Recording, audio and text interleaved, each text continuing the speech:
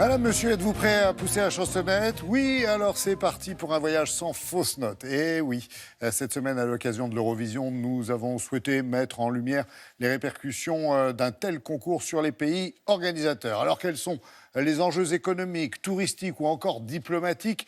C'est ce que nous verrons avec 4 de nos correspondants. Et vous connaissez la chanson en raison du décalage horaire avec certains d'entre eux.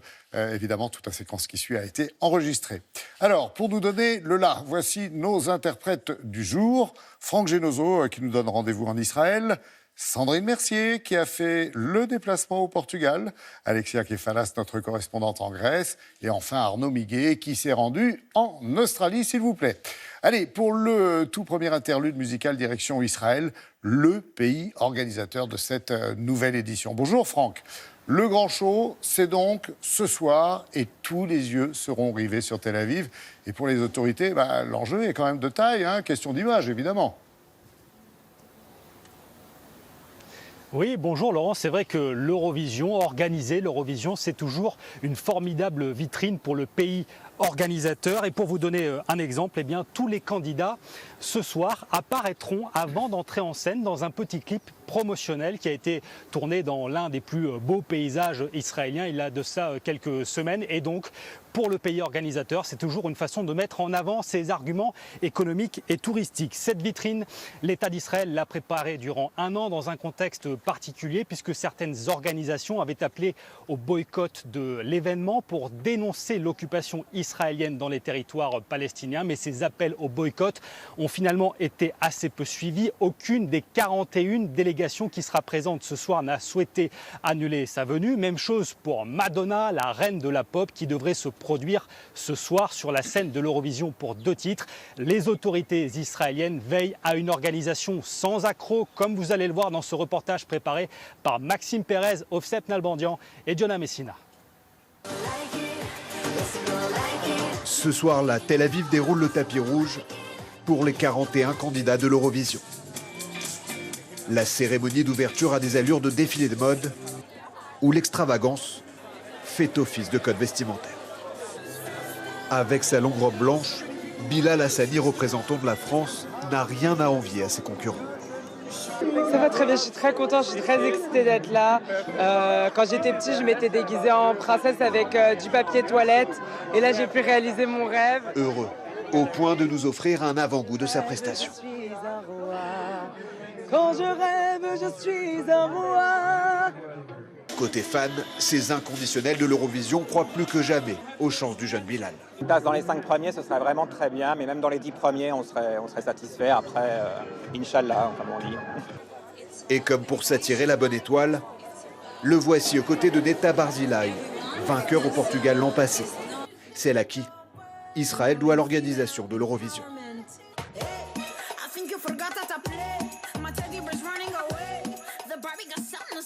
Ce succès est devenu une aubaine pour l'État hébreu. Depuis un an, les autorités travaillent d'arrache-pied pour réussir cet événement et faire de Tel Aviv une ville encore plus attractive. À l'image du traditionnel village de l'Eurovision installé au bord de mer. Ciao, let's go. Et ces bus qui offrent des visites gratuites aux touristes de passage. Mais à l'intérieur, oubliez les explications touristiques. L'ambiance se veut festive, à l'image de Tel Aviv. Maintenant, place au bar et à la fête. Champagne pour tout le monde. Pour le plus grand bonheur des passagers qui se prennent volontiers au jeu. Je suis venu spécialement pour l'Eurovision, depuis Manchester, en Angleterre. Et je passe un super moment. C'est un grand honneur de pouvoir jouer les ambassadeurs pour notre ville et notre pays. Ici, on blague, on boit des bières. Tout est fait pour que nos visiteurs se sentent à l'aise. Donner la meilleure image possible jusqu'à gommer les défauts des résidents locaux. Pas toujours réputés pour leur sens de la politesse et du service. Bonjour, shalom, good morning. Voilà pourquoi le ministère du Tourisme s'est mis en tête de mieux préparer les professionnels au contact des touristes, comme ici ce personnel de plage. La qualité du service, c'est ce qui va déterminer le plaisir qu'auront les gens à venir ici. Ce coach est là pour rappeler qu'en n'importe quelle circonstance, le client est roi. Amen. Amen. Amen. Retenez ce mot. Vous devez dire oui à n'importe quel touriste. Nous, les Israéliens, on a parfois la réputation de ne pas être très serviables, mais on ne peut pas se complaire dans ce genre de généralité. Un état d'esprit que certains tentent de mettre rapidement en pratique. Démonstration avec ces touristes arrivés de Roumanie. Bonjour, tout va bien? Oui, vraiment? Vous n'hésitez pas à demander, hein? Une volonté farouche de bien paraître, car l'enjeu d'image pour Israël est tout aussi important que la compétition, dont le coût d'organisation s'élève à près de 30 millions d'euros. On vient de le voir et de l'entendre, Franck. Hein. Effectivement, les organisateurs font le maximum pour séduire les visiteurs. Et pourtant, il semblerait que les fans n'aient pas vraiment fait le déplacement. Oui, c'est vrai, Laurent, les premiers retours sont assez décevants et les autorités israéliennes s'attendent à avoir 3 à 4 fois moins de visiteurs que l'an dernier à Lisbonne. Alors, il y a plusieurs explications à cela, à commencer par la distance. Tel Aviv, c'est à environ 5 heures d'avion de Paris et de la plupart des capitales européennes. Et puis, il y a aussi, bien sûr, le contexte sécuritaire. Il faut se rappeler qu'en début de semaine dernière, il y a encore eu plusieurs centaines de tirs de roquettes depuis Gaza sur le sud d'Israël. Tel Aviv n'a pas été ni ciblé ni touché, mais cela a peut-être refroidi certains fans. Et puis, d'après la presse israélienne, il faut chercher les explications du côté des tarifs pratiqués. Un fan français me disait tout à l'heure qu'il avait déboursé pour les 2 demi-finales et la finale pas moins de 1 000 €. C'est un budget et certaines places se négocient même jusqu'à 250 € uniquement, Laurent, pour les répétitions. Et ce n'est pas tout, puisque beaucoup d'hôtels, notamment à Tel Aviv, ont fortement augmenté leurs prix, espérant tirer profit de l'événement. Résultat, certains fans, et notamment français, ont préféré annuler leur venue devant ces tarifs jugés prohibitifs. Merci beaucoup, Franck. Et surtout, profitez bien du spectacle et à très bientôt. Alors, autre pays, autre mélodie, direction Lisbonne maintenant, terre d'accueil de l'Eurovision 2018. L'an passé. Bonjour Sandrine. Un an après les festivités, quel est le bilan au Portugal? En 2 mots, on chante ou on déchante? Bonjour Laurent. Eh bien, un peu des deux, une sorte de je t'aime, moi non plus. Le Portugal a été très fier l'an dernier d'organiser à Lisbonne l'Eurovision, un peu comme si après des années de crise, d'austérité, le Portugal avait enfin son heure de gloire.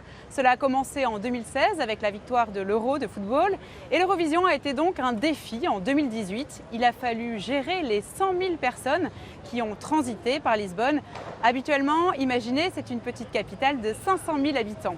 Une belle carte de visite donc pour la mairie puisque l'Eurovision a montré Lisbonne au monde entier. Cela a aussi fait grimper un peu plus le tourisme qui ne cesse d'augmenter ces dernières années. Pour les habitants rencontrés par Marie Bolinches et Johan Prodom, ce tourisme de masse n'est donc pas vraiment la mélodie du bonheur.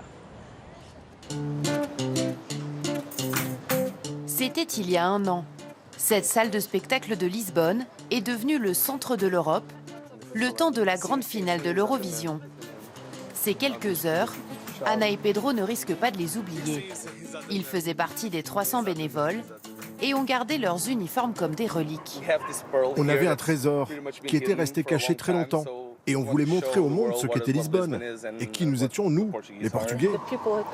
Tout ce monde, cette ambiance internationale, c'était spectaculaire.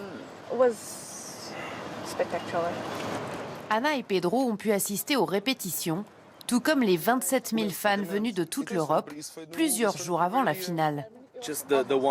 Il n'y avait pas que la finale, toutes les répétitions affichaient complet. Et si le public voulait y assister, à chaque fois, il fallait acheter son entrée. L'édition lisboète s'est donc avérée très rentable. En direct depuis Lisbonne, bienvenue à la grande finale du concours de chant de l'Eurovision. Car aucune installation n'a été construite pour cette Eurovision. Le site de l'exposition universelle de 1998 a été réutilisé. Résultat, la mairie a déboursé 5 millions d'euros pour un concours qui lui en a rapporté plus de 25. L'Eurovision est l'un des 3 plus grands événements mondiaux en termes d'impact médiatique. C'est un tel succès qu'il attire 200 millions de téléspectateurs. Pour nous, il aurait été impossible d'atteindre autant de gens si on avait voulu faire seul la promotion de Lisbonne. Une campagne de communication très efficace.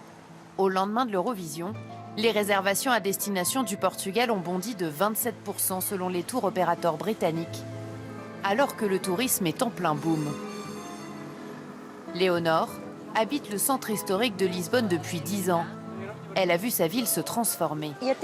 Au début, le tourisme a permis de sauver le centre historique. Mais aujourd'hui, il y en a trop. Mon quartier est devenu invivable. Il n'y a plus de commerce traditionnel. Ils ont fermé et ont été remplacés par des boutiques pour touristes. Je n'ai plus de voisins.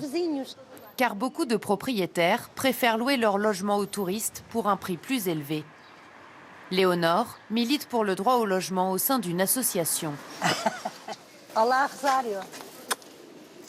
Rosario et ses voisins ont finalement réussi à échapper à l'expulsion après des mois de lutte.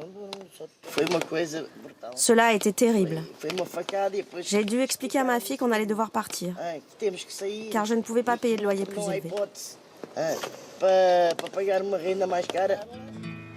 La mairie a adopté des mesures pour freiner le départ des habitants et éviter ainsi que Lisbonne ne perde ce charme si particulier, ce charme qui a séduit les visiteurs de l'Eurovision il y a 1 an. Bon, alors effectivement, malheureusement, c'est râpé pour les Portugais cette année. Le pays s'est fait éliminer aux portes de la finale.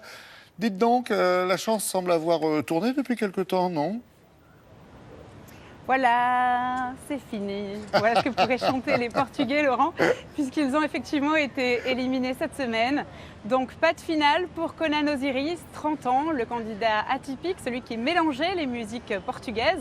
Il était pourtant très bien noté par les bookmakers et il est aussi très apprécié ici en Espagne où il a de nombreux fans. Évidemment, c'est donc une vraie déception pour le Portugal, d'autant que l'an dernier, pour la finale, qu'il jouait donc à domicile, les Portugais avaient terminé dernier. 2017 paraît donc bien loin quand Salvador Sobral avait offert le trophée à son pays.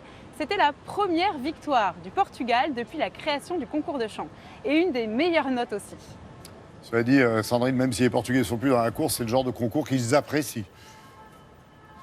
Alors ça oui, Laurent, on connaît la chanson de leur traditionnel fado, mais il y a aussi d'autres musiques et de nombreux concours de chant organisés dans tout le pays, dans les villages, à la télé, et l'Eurovision, bien sûr, est un événement très attendu. Figurez-vous que c'est le programme télé avec le plus fort taux d'audience en dehors des matchs de foot. L'an dernier, à Lisbonne, une émission a même retransmis en direct et toute la semaine une sorte de télé-réalité sur les coulisses, les répétitions de l'Eurovision. Alors, ils seront forcément nombreux, malgré leur défaite, à pousser la chansonnette devant leurs écrans. Merci beaucoup Sandrine, et à très vite évidemment. Quant à nous, on se retrouve dans un instant, le temps de faire quelques vocalises. Prochain départ pour la Grèce, puis l'Australie. À tout de suite, après la pause.